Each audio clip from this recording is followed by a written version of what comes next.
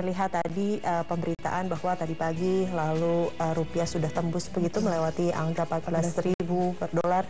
Lalu sekarang fluktuatif lagi walaupun sangat tipis sekali begitu, dan itu memungkinkan untuk kembali lagi tembus di 14.000. Apa sebetulnya yang terjadi dengan perekonomian Indonesia? Iya, jadi sebetulnya mungkin juga banyak analis yang mengungkapkan bahwa ini lebih didominasi oleh faktor global. Tadi Pak Menteri sendiri sudah bilang bahwa ini memang banyak irasionalitas di sini.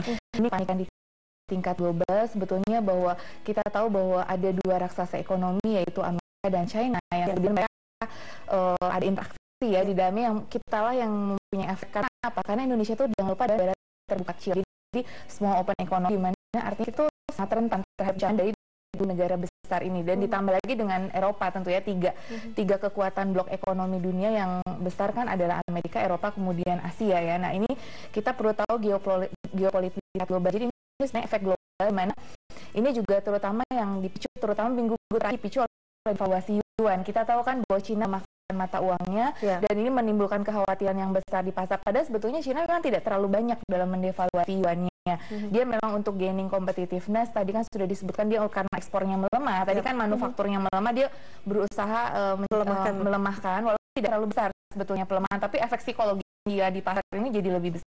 Kemudian yang kedua, harga minyak drop jatuh sekali jauh. Nah ini harga minyak ini juga telah harga-harga komoditas. Nah Indonesia kan negara yang tergantung pada komoditas. Jadi ketika harga komoditas turun itu nilai tukar kita juga melemah. Nah, dan yang terakhir, yang ketiga itu yang terdekat itu ekonomi regional adalah Malaysia. Kita tahu Malaysia belakangan ini memburuk, dan kita trauma dengan adanya pemburukan atau contagion atau penularan seperti dari Thailand ya, zaman dulu 97-98 kan kita Thailand. Nah ini Malaysia ini sudah memberikan warning bahwa dia baru kali ini cadangan devisanya di bawah Indonesia sekitar 80.000 miliar US dollar. Nah, Indonesia kan 110.000 lebih ya, 107 atau walaupun di rentang itu. Jadi artinya baru kali ini nih Malaysia juga cadangan devisanya di bawah kita. Ini kan berarti suatu warning karena Malaysia sedang mengalami krisis ekonomi dan juga krisis politik. Lantas ini dampaknya apa sih Mbak, untuk baik itu untuk perusahaan-perusahaan yang bahan bakunya impor maupun untuk masyarakat di Indonesia pada umumnya? Dampak pelemahan rupiah ini apa? Jadi sebetulnya dampak itu bisa kita telusuri dari dua sisi, langsung dan tidak langsung ya. Artinya yang akan terkena dampak langsung adalah tadi seperti Mbak bilang bahwa industri yang berbahan baku impor, kemudian buat kita misalkan konsumen yang sering berbelanja di luar negeri atau kemudian sering berurusan dengan luar negeri ya, dalam konteks underlying ekspor, impor, investasi, modal, itu kan otomatis kita terdampak langsung. Tapi ada masyarakat di domestik yang mungkin mereka mungkin tidak berpergian ke luar negeri. Nah itu pertanyaan selanjutnya begitu, ketika ada masyarakat yang mengatakan bahwa hey, saya tidak punya dolar kok, apa yang harus saya antisipasi ketika harga dolar sampai menembus angka 14.000?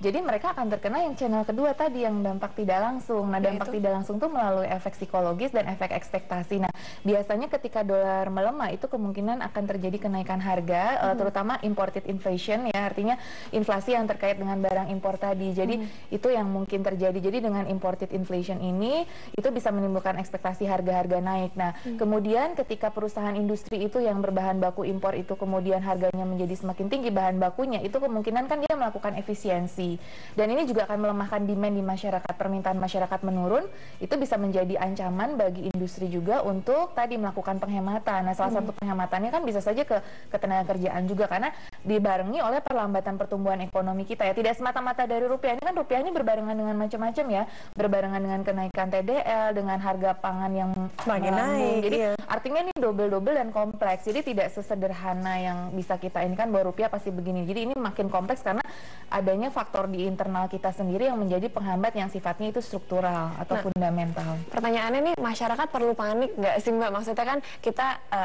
media juga mengatakan bahwa memang rupiah diprediksi masih akan ada di poin lemah ini tidak sebentar, begitu masih akan bertahan. Lagi berbicara mengenai efek psikologis yang tadi Mbak sebutkan, begitu bagaimanakah caranya sekarang untuk membuat mental bangsa Indonesia bahwa hey, jangan khawatir bahwa ini hanyalah sebuah dampak begitu dari krisis ekonomi global yang tadi Mbak sebutkan. Iya, jadi betul sekali, saya sangat setuju bahwa kita harus menciptakan optimisme walaupun tetap perlu waspada ya. Tapi kita memang tidak perlu sepanik dari tahun 97-98 karena sangat jauh berbeda. Ada beberapa yang sama tapi ada beberapa yang berbeda. Perbedaannya kita sudah lebih siap dan lebih kuat lah secara fundamental, dan kita sudah pernah krisis ya. Jadi kita seperti sekarang pelajaran hedging itu kita sudah melakukan hedging. Terus pemerintah juga sudah punya namanya crisis management protocol, sudah punya jaring pengaman krisis. Perbankan juga sekarang dalam kondisi yang sound dan sehat. Jadi walaupun ada turbulence ini, tapi kita harusnya lebih yakin dan jangan memperburuk. Betul, jangan kita semakin panik, karena kalau panik kita namanya self fulfilling panic. Jadi kita sendiri yang akan membunuh diri lah dalam tanda petik kalau kitanya panik. Tapi tetap perlu waspada dan tetap perlu diambil kebijakan atau antisipasi tadi. Tapi masyarakat luas kita jangan mau didikte oleh yang namanya misalkan currency trader, karena kan kalau currency trader punya tujuan ngambilnya yang negatif-negatif saja kan. Jadi ini juga ada permainan di tingkat global. Jangan lupa mungkin yang ingin mendapatkan keuntungan juga ya dari pelemahan rupiah kita. Jadi kalau kita yang makin panik, rupiah makin melemah, itu akan menguntungkan segelintir orang yang mungkin ingin memanfaatkan situasi ini. Jadi artinya kita sebagai bangsa harus pandai juga, dalam arti bahwa oke, kita tetap waspada, tapi kita juga jangan ikut ke dalam permainan yang hanya untuk melemahkan rupiah kita sendiri. Jadi jangan sampai rupiah ini melemah karena perbuatan kita sendiri, udah ditambah global tadi plus ditambah dengan kitanya yang panik. Jadi itu yang kuncinya yang malah membuat lebih buruk. Betul. Ya. Nah sekarang katakanlah selain waspada, tentunya ada tindakan preventif yang ingin dilakukan masyarakat untuk membuat stabilitas ekonomi semakin baik. Seperti misalnya adalah investasi. Nah memungkinkankah, apakah masih memungkinkan untuk masyarakat berinvestasi dengan kondisi ekonomi yang diperkirakan masih akan berlangsung lama, begitu fluktuatif harga rupiah terhadap dolar? Jadi sebetulnya investasi domestik itu masih banyak sekali potensi yang bisa kita gali di dalam kondisi turbulensi seperti ini ataupun pelemahan rupiah. Misalkan sektor yang sedang digenjot oleh pemerintah itu adalah pariwisata. Di saat rupiah melemah, itu biasanya juga potensi buat wisatawan asing datang ke Indonesia, karena kan mereka melihat rupiah itu murah ya relatif. Jadi harga-harga produk kita, jadi artinya untuk mendatangkan devisa, kan sekarang kondisinya lagi kekurangan devisa ya, dan hasil penelitian saya juga menunjukkan bahwa pariwisata itu adalah sektor yang cukup sensitif terhadap kurs. Jadi ketika kurs itu melemah, pariwisata juga biasanya ada peningkatannya dengan asumsi itu ditopang oleh keamanan dan promosi dan ini yang istilahnya oleh kegiatan-kegiatan yang di sektor realnya yang mendukung.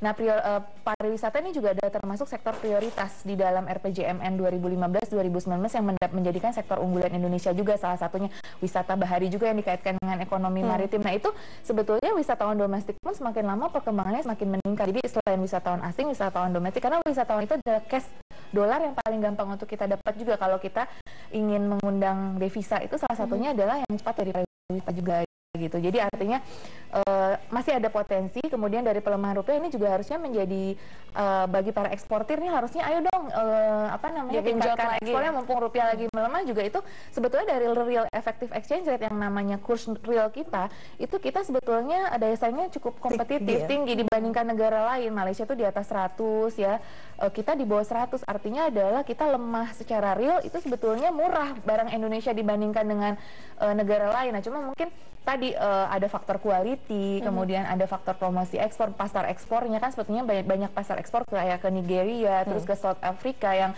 masih banyak potensi, itu harusnya terus digenjot oleh para eksportir kita. Kita akan lanjutkan lagi mengenai perbincangan rupiah yang semakin payah selepas jeda pariwara berikut, pemirsa.